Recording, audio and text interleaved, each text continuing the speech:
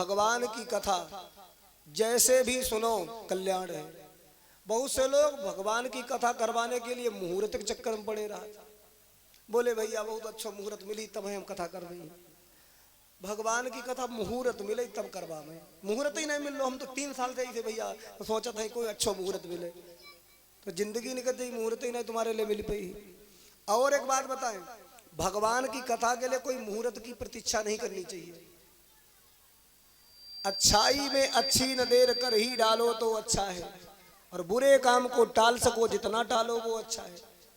जिस दिन तुम्हारे अंदर भगवान की भक्ति, भगवान की प्रार्थना, भगवान का भजन करने का, भगवान की कथा सुनने का मन बने, बस उसी समय शुभ है। ये हम नहीं कहते, ये हम नहीं कहते, ये महाराज वेद शास्त्र पुराणों में लिखा है, तुलसीदास ने लिखा है। क्या? बिगड़ी जन्म आने की अब ही सुधरे, बिगड़ी जन्म आने की अब ही सुधरे।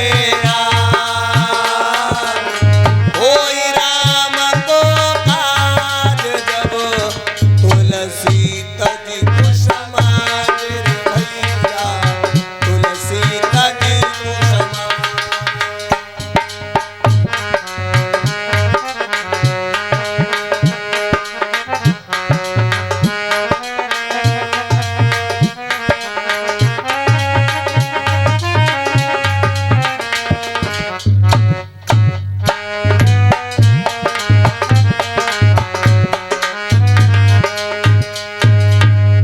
जन्म जन्म की बिगड़ी उसी दिन समझ जाती है जिस दिन सत्कर्म करने का मन में संकल्प आता है, विचार आता है। बिगड़ी जन्म अनेक की अब ही सुधरे आज, होई राम को काज जब तुलसी तज कुसुमाज। तुम्हारे गांव का आज बहुत शुभ समय है, जो सभी भक्त प्रेमी भगवान की चर्चा में बैठे हैं, कथा सुन रहे हैं, भगवान की कथा हो रही है, यही शुभ समय है, यही सबसे अच्छा समय। रामचरितमानस में ये लिखा है कि महाराज देखो, भाव कुभाव अनख आलसहु नाम जपत मंगल दिस दसहु। जितनी दिशाएं हैं, कितनी दिशाएं? 10। 10 दिशाओं से मंगल ही मंगल होगा जहां भगवान की कथा होगी।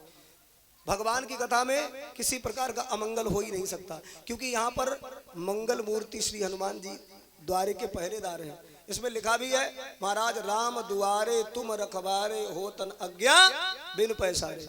जहां पर मेरे हनुमान जी विराजमान हो वहां अमंगल आ ही नहीं सकता।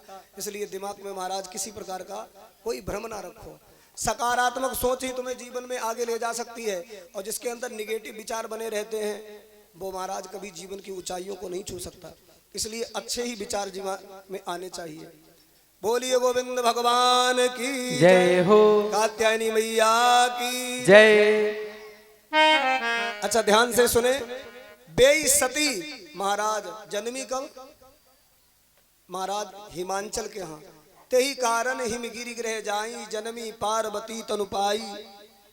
नारद समाचार सब पाए, कौतुक ही गिर गे सिधाए। त्रिकालज्ञ सर्वज्ञ तुम, गति सर्वत्र तुम्हारी। कहाऊ सुता के दोष गुण यही के हृदय विचार।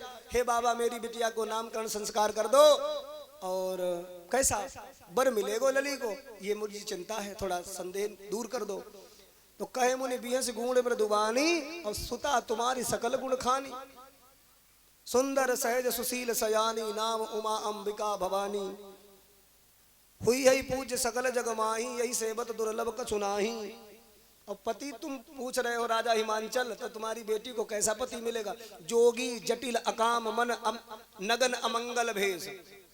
जोगी जटिल अकाम मन नगन अमंगल भेष। अस स्वामी अहिका मिलई, पड़ी हस्त असि रेख। तुम्हारे बिटिया की हाथ की रेखाएं कहती हैं जोगी होगा, जटिल होगा, अकाम होगा, मन उसका नगन अमंगल भेष, ऐसा पति मिलेगा। मैं ना बोली नहीं नहीं नहीं, ऐसा दामाद मुझे नहीं चाहिए। नहीं नहीं, शंकर भगवान को ही महाराज बखान कर रहे हैं नारद, लेकिन माता नहीं समझ पा रही है। अच्छा, जटिल उसे कहते हैं जिसके जटाएं हैं, और जटिल उसे भी कहते हैं जो समझ में ना आए। महाराज देव तो समझ में आ जात, महादेव समझ में नहीं आते, इसीलिए वो जटिल हैं। हाँ? जे बर के दोष बखाने, ते सब शिव पई मैं अनुमाने, समरत कहूँ नहीं दोष गुसाई, रवि पावक सुरसर की राई। लेकिन तुम्हारी कन्या को सुंदर भी पति मिल सकता है, एक तरीका है। जो तप करई कुमारी तुम्हारी, भाभी उमेट सकई त्रिपुरारी। तुम्हारी बेटी को सुंदर पति तब मिलेगा जब तुम्हारी बेटी तपस्या करेगी, पंचाक्षरी मंत्र का जाप करेगी। तो महाराज मंत्र दे दो मेरी बेटी को, सुंदर दामाद चाहिए मुझे। यद्यपि बर अनेक जगमाही, यही का सिबतज दूसर नाही। तो महाराज प्रेम के साथ नारद जी ने मंत्र दे दिया, और नारद जी को ही गुरु बना लिया माता पार्वती ने। और मंत्र देकर नारद जी तो चले गए। यहाँ तक मैंने कहा था दिन में समझाई थी, ये थोड़ा सा बैकग्राउंड भी समझाना जरूरी था, क्योंकि जो लोग नए श्रोता हैं उनको थोड़ा समझ में नहीं आती है। इसलिए अब जब नारद चले गए तो नारद की सिखाई हुई विद्या को महाराज माता पार्वती आगे ले जाना चाहती हैं। तो मात पितई बहुविधि समुझाई, और चली सती उमा चली तप हित हरसाई। तपस्या करने के लिए जंगल का रास्ता ले लेती हैं। अच्छा, जंगल में जाकर के पहुंच गई और ध्यान लगा करके बैठ गई।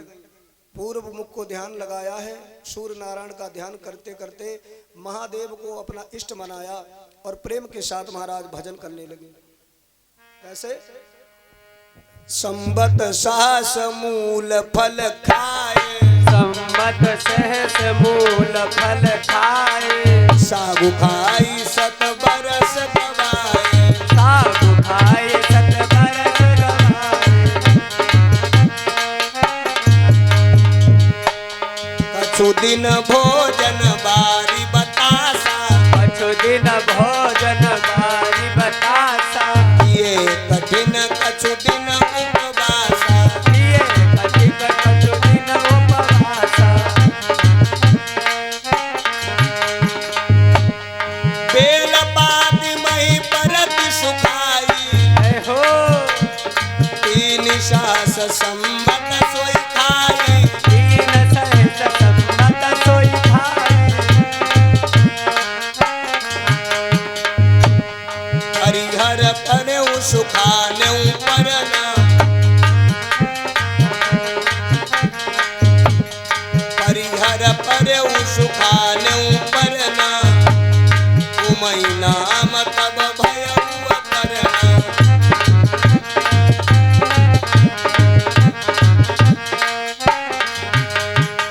भगवान के भक्त को जब ध्यान पर बैठना चाहिए तो कम भोजन करना चाहिए। ये माता पार्वती से सीख लो। माता पार्वती ने जब भजन करने के लिए समाधि लगाई तो संबत सास मूल फल खाए, 1000 वर्ष बिता दिए, मूल फल खाए। ये महाराज कंदमूल इत्यादि होते हैं जंगल में, उनको खा करके जीवन जिया। साग खाई सत बरस गवाए, कछु दिन भोजन बारी बतासा। बारी यानी जल उतना ले लिया अंजलि में, जितने जल में देखो आपने देखा हो बरसात होती है तो बरसात के दिन में जब बूंद पड़ती है तो बतासा बन जाता है। महाराज जैसे छोटा सा महाराज एक अंजलि में जितना जलाया उतना पिया।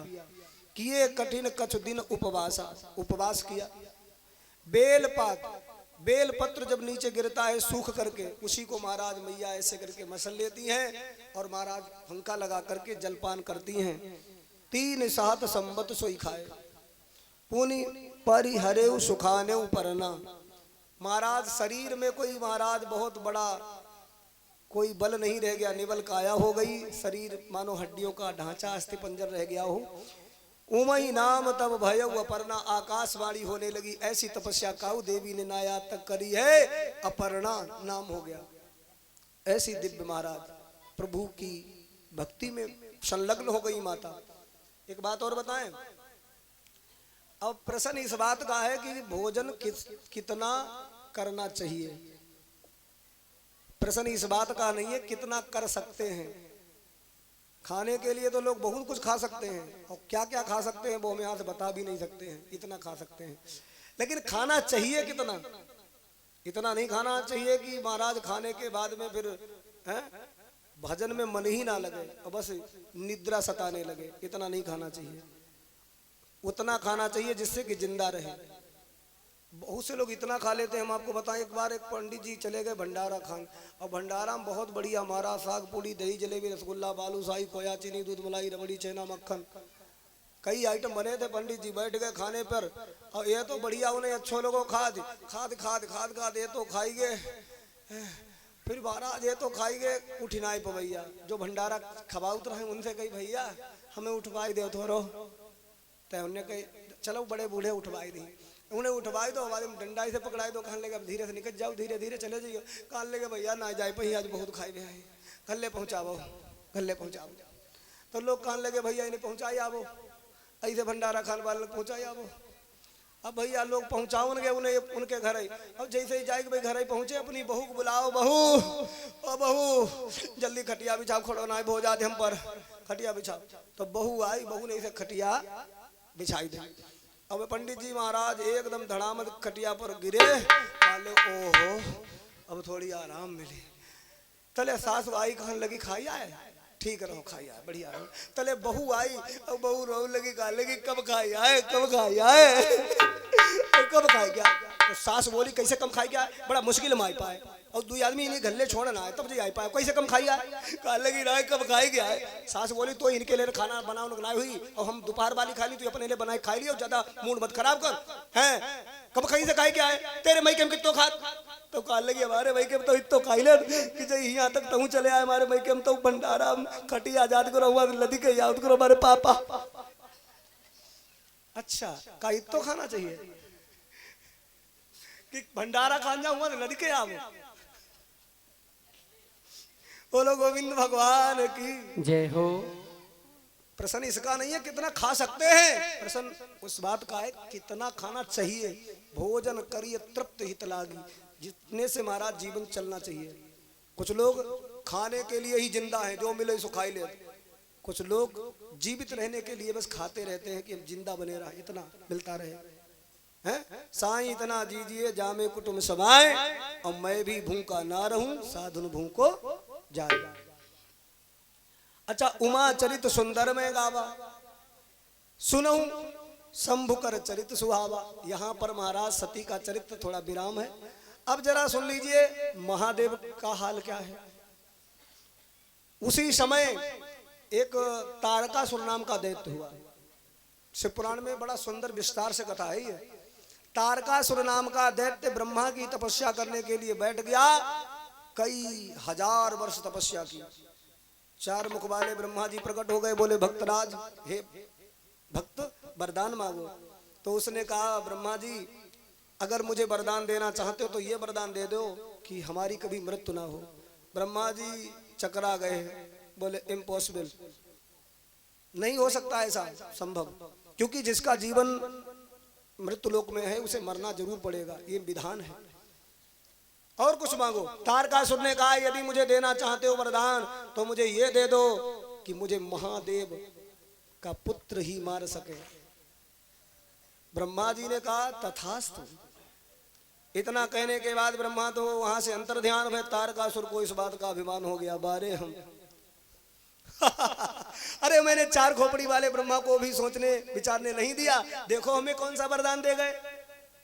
महादेव का बेटा मुझे मारेगा, और महादेव का बेटा तो है ही ना, होने कोई संभावना ना है, क्योंकि धर्मपत्नी ना है, बेटा कहां से होगा।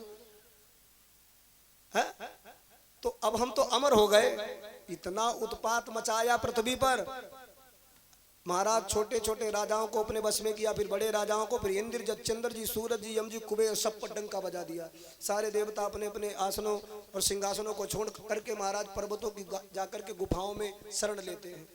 ब्रह्मा जी का ध्यान करते, ब्रह्मा जी प्रकट हो गए। इंद्र ने कहा ब्रह्मा तुम्हें भगवान ने चार दिमाग दे हैं, चार मुख दे हैं, चार सोचन विचारने की क्षमताएं दी हैं, तो थोड़ा सोच विचार लिया करो, कैसा कैसा वरदान दे देते हो, वरदान देते हो आप और मुसीबत में पड़ जाते सब देवता।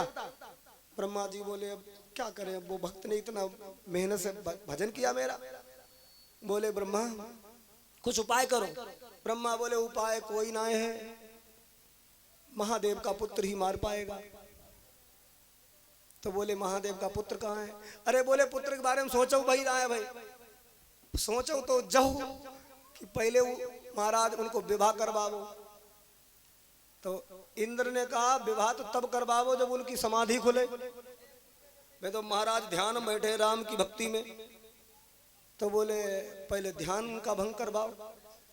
तो कौन जाएगा ध्यान उनका भंग करने के लिए?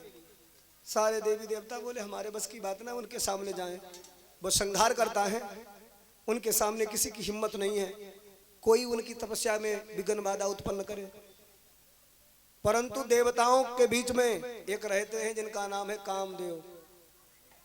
कामदेव आगे बढ़े और कहने लगे राजा इंद्र, हे ब्रह्मा जी, हे विष्णु भगवान, हे इंद्र भगवान, सारे देवताओं सुनो, हमारा नाम है कामदेव और हमें कछु कामदेव। तो ब्रह्मा बोले तुम्हारे लायक कामों है, तुम सबकी तपस्या भंग कर देते हो ना, तुम्हें इस बात में तो महारत हासिल है, जाओ कैलाश पर्वत पर चले जाओ और महादेव की तपस्या भंग करके आओ, तब जाने। कामदेव कहने लगा महादेव क्या, हमारे सामने कोई भी नहीं टिक सकता, अपनी धर्म पत्नी से कहा तैयार हो जा, चलेंगे कैलाश पर्वत। और कामदेव को इस बात का बड़ा अभिमान है, लेकिन डर भी लगता है। परंतु देवताओं के राजा इंद्र का महाराज हौसला बढ़ाना है, चले गए। पहुंचे हैं कैलाश पर्वत। अरे रति के शाम, अरे कामदेव ने लीला रची बनाई है और अपनी लीला से देखो महादेव को रहो डिगाई है।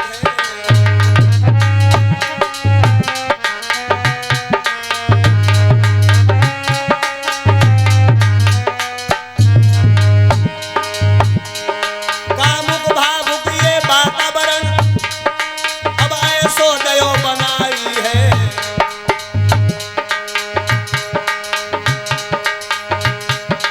पशु पक्षी ने की हाई कौन है संगम कर बनाई है।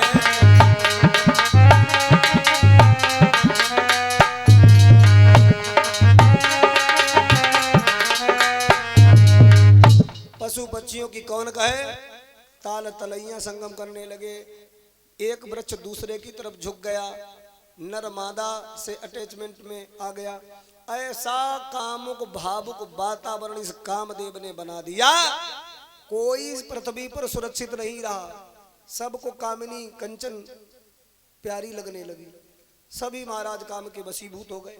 अब सुनो, गोस्वामी बाबा तुलसीदास ने रामायण लिखी और क्या लिख डाला, इस कामदेव की महाराज बड़ाई करते करते और काम का प्रभाव पूरा लिख दिया। लिखते लिखते मर्यादा से ऊपर बढ़ने लगे। क्या क्या लिख डाला, धरी न काहू धीर सबके मन मन सिज हरे। कोई पृथ्वी में ऐसा सुरक्षित नहीं बचा जिसके मन को कामदेव ने महाराज वशीभूत ना कर दिया हो। अब इतना लिखने के बाद तुलसीदास की कलम रुक गई, बोले ये मैंने क्या लिख डाला, सबके मन मन सिज हरे धरी न काहू धीर। अब क्या करें, सोचने लगे अब हम जो लिख देते हैं हनुमान महाराज की कृपा से मिटाते हैं नहीं, और अब क्या करें मेरे समझ में नहीं आया। तो जय हनुमान ज्ञान गुण सागर, उन्हीं के चरणों में प्रणाम किया और कहा बल बुद्धि विद्या देहु हरहु कलेश विकार। अब जा कामदेव रूपी विकार ने हमको भी अपने बस में कर दिया, मेरी भी कलम ने क्या क्या लिख डाला, अरे रे रे रे हे महावीर मुझे संभालो। अब इतना कहने के बाद तुलसीदास को महाराज भगवान की समाधि लग गई और उसी समय हनुमान जी प्रकट हुए। तो उन्होंने कलम उठाई और उस चौपाई को महाराज उन्होंने पूरा कर दिया, उस महाराज दोहे को उन्होंने हनुमान जी ने पूरा कर दिया। धरी न काहू धीर सबके मन मन सिज हरे, और जय राखे रघुवीर ते उबरे ते काल मोह। अब देखो कोई भी तुलसीदास का लिखा भी दोहा वो तुम गा सकते हो, उसका महाराज अंतरा बाद में एक जैसा मिलता है। और इस दोहे को तुम पढ़ो, अंतरा मिलिए ना रहो। उधर है धरी न काहू धीर सबके मन मनसिज हरे। अब इधर वाली आखिरी महाराज देखो क्या पोजीशन है। जे राखे रघुवीर ते उबरे ते काल महू। वही महाराज हरे और इस महू है। इसका मतलब ये महाराज लिख दिया है, जय हनुमान ज्ञान गुण सागर ने कलम उठाकर पूरा कर दिया। जिन्हें भगवान ने बचाया, हनुमान कहते हैं बेई बच पाए अन्यथा कोई बच नहीं पाया। और एक बात बताएं, कभी भी इस बात का अभिमान ना करो कि हम बहुत बड़े ज्ञानी हैं, हम बहुत बड़े तपस्वी हैं, हम बड़े ऊंचे संत हैं। नारद को भी तो अभिमान हुआ था कि हम बहुत बड़े संत हैं, हम बड़े महात्मा हैं, हम बड़े ज्ञानी हैं, हम काम विजेता हैं। तो महाराज बंदर को मुंह बनवाए कि विश्व मोहिनी स्वयंवर में गए, सभी को मालूम होगा। तो जिन्हें भगवान बचा सकता है वो उतने दिन तक सुरक्षित बचे हैं। कोई न ज्ञानी है न कोई मूढ़, बोले बिहसी महेश तब ज्ञानी मूढ़ न कोई। भगवान जिसे जैसा बनाना चाहते हैं वैसा बन जाता है। क्योंकि चींटी के गले में बंधा हुआ घुंघरू भगवान को सुनाई देता है। अच्छा, चींटी किसी ने पायल पहनाई आज तक? नहीं पहनाई गई। अगर मिले तो अगली बार देखियो पहनाई। चींटी को पायल को घुंघरू भगवान को सुनाई देता है, और हाथी के गले में बंधा हुआ घंटा भी भगवान को सुनाई देता है। अब तुम मन में जा सोचो कि भगवान चींटी के घुंघरू की आवाज कैसे सुनाई देती होगी? क्योंकि भगवान जो हाथी के अंदर रहता है वो चींटी के अंदर भी रहता है। क्योंकि उसे सुनने के लिए दौड़ करके आना थोड़ी पड़ता, वो तो सबके घट घट में बैठा है। कि बसा हुआ भगवान सबके मन मंदिर में, अरे हरि का देवस्थान सबके मन मंदिर में।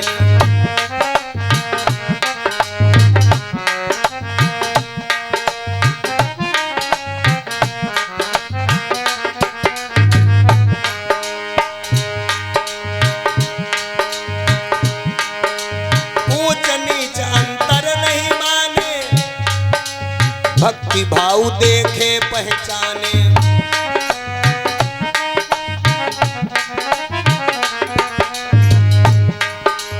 ऊंच नीच अंतर नहीं माने, भक्ति भाव देखे पहचाने। अरे सब में सबका होकर रहता, अरे सब में सबका होकर रहता, सबका एक समान सबके मन मंदिर में, सबके मन मंदिर में, वो सबके मन मंदिर में, वो सबके मन मंदिर में।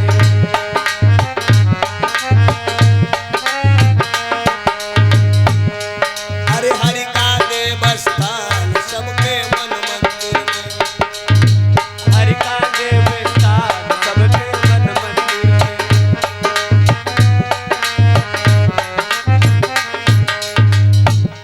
किसी भी पशु पक्षी को सताया ना करो। यदि सताओगे तो महाराज उसका भी पाप लगेगा। अपनी वाणी से, अपने कर्मों से, अपने किसी भी कृत्य से किसी का अहित मत करो, नहीं तो जीते जी महाराज दुख उठाओगे सो उठाओगे, मरने के उपरांत भी किसी नरक यातना को भोगोगे, वहां से बचोगे तो महाराज कीट पतंगा बनना पड़ेगा। इसलिए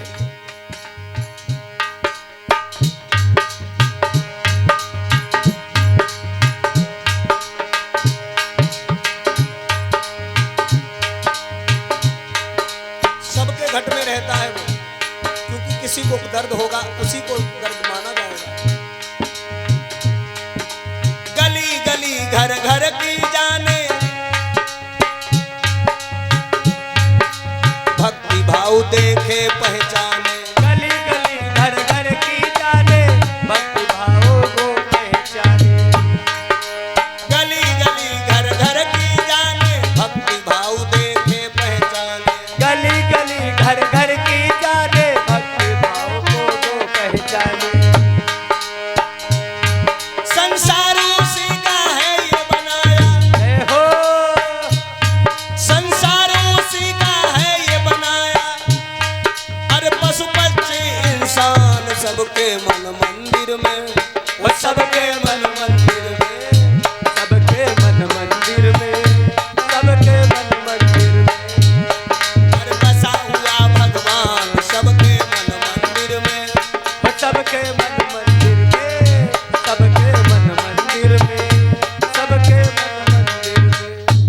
बसा हुआ भगवान सबके मन मंदिर में, हरि का देव स्थान सबके मन मंदिर में। भगवान हर जगह रहता है। अच्छा, उसी समय इस कामदेव का प्रभाव महादेव पर भी होने लगा। ध्यान से सुनना। जब आम वृक्ष के पीछे खड़े होकर इस काम ने छिप करके बाण मारे हैं, सम्मोहन, उच्चाटन, अनेक जो अस्त्र हैं भोलेनाथ के ऊपर महाराज चलाए हैं।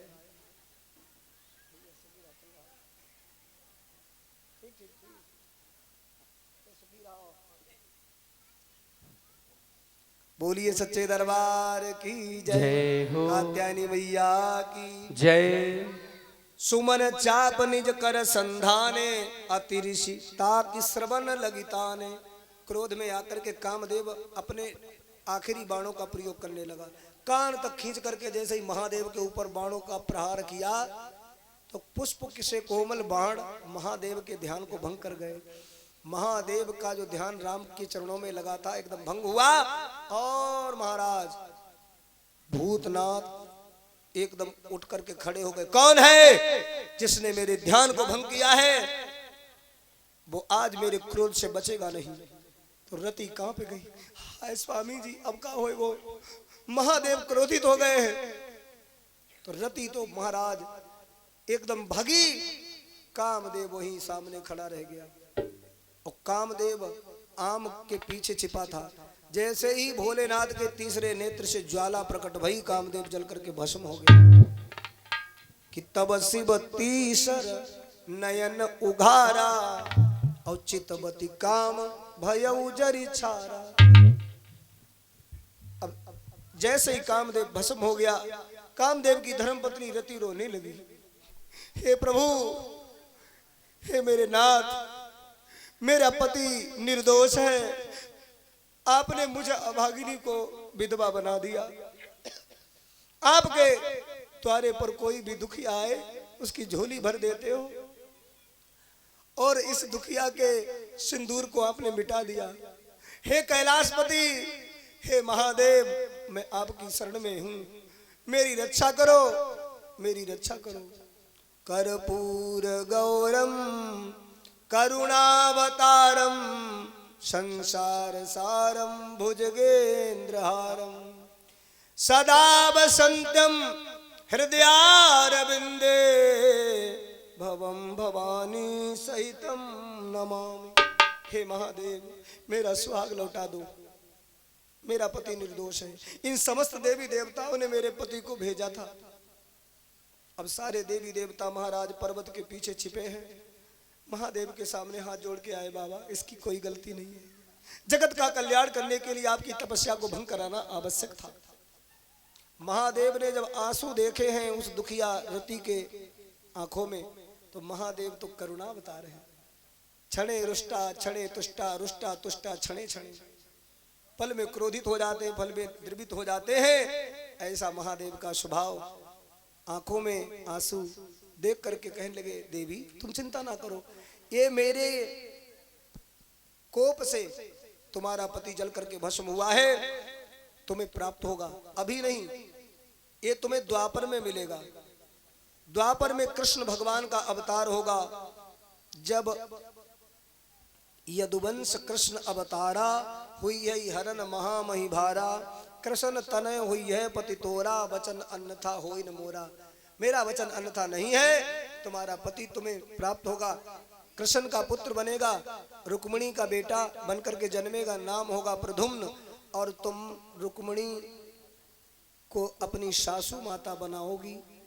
क्योंकि रुक्मिणी के गर्भ से जन्म होगा, संबरासुर हरण करके ले जाएगा और वो महाराज समुद्र में फेंक देगा, मछली निकलेगी, संबरासुर के घर में मछुआरा बेचेगा और वही मछली का पेट फाड़ करके जब मछुआरा बालक को निकाल करके संबरासुर की पत्नी को देगा, पत्नी उस बालक को दासी को देगा, उसके घर में तुम ही दासी होगी, तुम्हारा नाम होगा मायावती। और धीरे धीरे आगे चल करके तुम उस बच्चे को प्यार लाड़ से पालना और आगे चल करके धीरे धीरे सारे हाव भाव तुम बता देना, तुम तो मेरे जन्म जन्मांतर के पति हो। तब तुम्हें वो अपनी पत्नी स्वीकार कर लेगा। संबरासुर का वध करने के बाद द्वारका में लौट करके आएगा, रुक्मिणी तुम्हारी सास बनेंगी। भगवान ने सारा वृत्तांत समझा दिया। तो रति बोली मेरा पति द्वापर में मुझे मिलेगा, ये महाराज थोड़ा सा संकट है, तब तक मैं बिना पति के कैसे रहूंगी। तब तक भगवान महादेव बोले रति तुम चिंता मत करो, और तुम्हें तुम्हारा पति शरीर से तो नहीं मिलेगा, मनोज यानी मन का ओज जो सबके अंदर व्याप्त रहेगा वो संसार में रहेगा हमेशा के लिए, चिंता मत करो। अच्छा, महादेव ने रति को वरदान दिया और फिर से जाकर के महाराज ऐसे बैठने लगे तपस्या में। सारे देवी देवता कहने लगे अरे ब्रह्मा जी बड़ा मुश्किल से तो इनकी तपस्या खुली है, और रति को वरदान देने के बाद वे फिर तपस्या में बैठे जा रहे हैं, अब क्या होएगा। सारे देवता चक्कर में पड़ गए, कहने लगे अब तो दूसरों कामों देव बनाए हैं जो फेस दूसरों भेजी हैं, ऐसो करो जल्दी अपनी अपनी सूचना सुनावो। ब्रह्मा जी बोले चतुराई से बात करो, अगर तुमने कह दी एकदम डायरेक्ट ब्याह करो महाराज, तो बाबा बैरागी है मुंह महाराज अगर सटक गो दिमाग तो उठ के दूसरे पर्वत में बैठ जाएंगे, गुफा के अंदर प्रवेश करिए, ढूंढ भी नहीं पाओगे, इसलिए चतुराई से बोलन दो। सारे देवता हाथ जोड़ के धीरे धीरे गए, बोले बाबा महादेव थोड़ा थोड़ा थोड़ा थोड़ा ठहरो। महादेव ने कहा क्या है ब्रह्मा जी, क्या है समस्त देवी देवताओं, क्या कहना चाहते हो। सारे देवी देवता कहने लगे महाराज एक बात कहें, जा स्वर्ग में कोई उत्सव नहीं मनाया गया, बहुत दिन हो गए। अब जितने भी तीज त्योहार हैं जैसे मृत्यु लोक में होते हैं, शादी ब्याह गौनों जैसे मृत्यु लोक में होते हैं, और यहाँ जितने देवी देवता हैं अमृत पिए भे एक बार जिनकी हुई गई दोबारा होने की संभावना नहीं। अब हमारी इच्छा जागा थी कि कोई ब्याह हो तो, और ब्याह किसको हो तो सबकी तो हुई गई, आपकी भाई रहा है, लेकिन भाई सती जी यज्ञ कुंड में महाराज जाके भस्मीभूत हो गई, तो आप अकेले हो, आप जोड़ा सुई जाओ थोड़ा अच्छा लगे। और बड़ा चतुराई से बोले, क्या बोले, सकल सुरन के हृदय अस शंकर परम ऊंचा, सकल सुरन के अस शंकर परम ऊंचा, निज नयन देखन चाहत नाथ तुम्हार विवाह।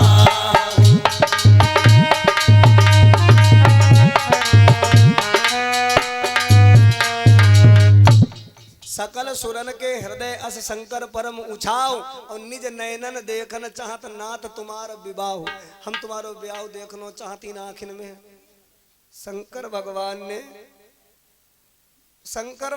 ने मन ही मन में विचार करो, बारे देवताओं तुम बड़े चतुर हो, हमारे ब्याह के पीछे पड़े, असली बात ना बताए रहे, जा ना बताए रहे, तारकासुर नाकम दम करे, और जाके रे आखिर बहुत दिन से कोई ब्याह नहीं देखने को मिलो, इसलिए आप ब्याह करो, हम लोग नाच गाए ले।